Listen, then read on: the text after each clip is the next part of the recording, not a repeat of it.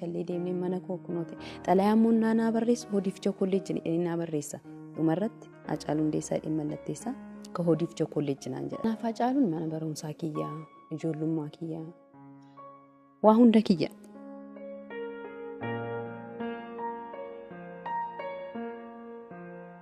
Beekumsi isaas guddinni isaas durumarraan itti fakkaata.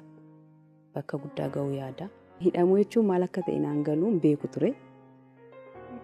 Bakka Haceen har'a hidhamee boru bahaadha kiyya. Kan inni eegaa ture.